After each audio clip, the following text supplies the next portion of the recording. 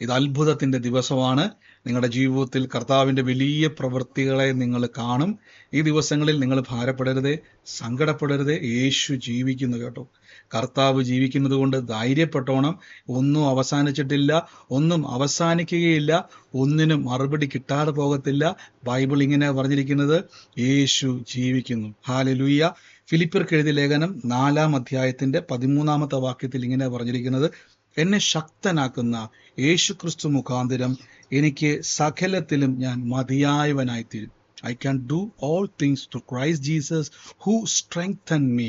എനിക്ക് എന്നെ ശക്തനാക്കുന്ന യേശുക്രിസ്തു മുഖാന്തരം, മലയാളത്തിൽ കൊടുത്തിരിക്കുന്ന സകലത്തിലും ഞാൻ മതിയായവനാകുമെന്നാണ്. പക്ഷെ എനിക്ക് കുറച്ചും കൂടെ ആ വാക്ക് ഇഷ്ടപ്പെട്ടത്, I can do all things through Christ Jesus. എനിക്കെല്ലാം ചെയ്യുവാൻ കഴിയും. ആർക്കെങ്കിലും ചിന്തിക്കുന്നുണ്ടോ, എന്നെ കൊണ്ടത് കഴിയത്തില്ല, എൻ്റെ ജീവിതത്തിൽ അതൊന്നും നടക്കാൻ പോകുന്നില്ല, നിങ്ങളെപ്പറ്റി ആരെങ്കിലുമൊക്കെ പറയുന്നുണ്ടായിരിക്കാം, നിങ്ങളെക്കൊണ്ട് ഒന്നിനും കൊള്ളുകയില്ല, നിങ്ങൾ ഒന്നിനും കൊള്ളാത്തൊരു വ്യക്തിയാന്നൊക്കെ പറഞ്ഞ് നിങ്ങളെപ്പറ്റി ആരെങ്കിലും പരാതി പറയുന്നുണ്ടെങ്കിൽ കേട്ടെ, ഇന്നു മുതൽ പറയണേ, ഞാൻ യേശു മുഖാന്തരം ഞാനൊരു അനുഗ്രഹമായി തീരും.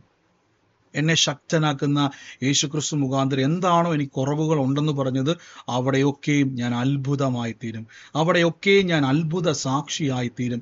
ഒന്ന് പറഞ്ഞ്, ഒന്ന് എണ്ണിക്ക്.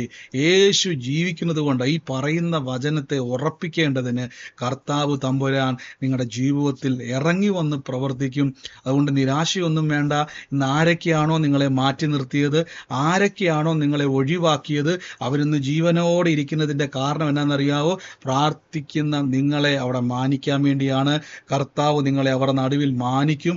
ആരൊക്കെ നിന്ദിച്ചോ അവരുടെ നാവ് കൊണ്ട് പറയാൻ വേണ്ടി പോവാണ്, ഇതൊരത്ഭുതമാണ്, ഇതൊരത്ഭുതമാണ്, ജീവനുള്ളൊരു കർത്താവ് നിങ്ങളുടെ പക്ഷത്തുണ്ടെന്ന് അവർ പറയാൻ വേണ്ടി പോവാണ്.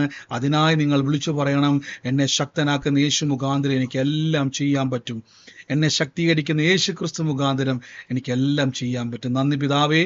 ഞങ്ങൾ ഓരോ മക്കളെയും അനുഗ്രഹിക്കുന്ന യേശുവേ, അവരുടെ മുമ്പിലെ വാതിലുകളെ തുറന്നു പ്രാർത്ഥിക്കുന്നു.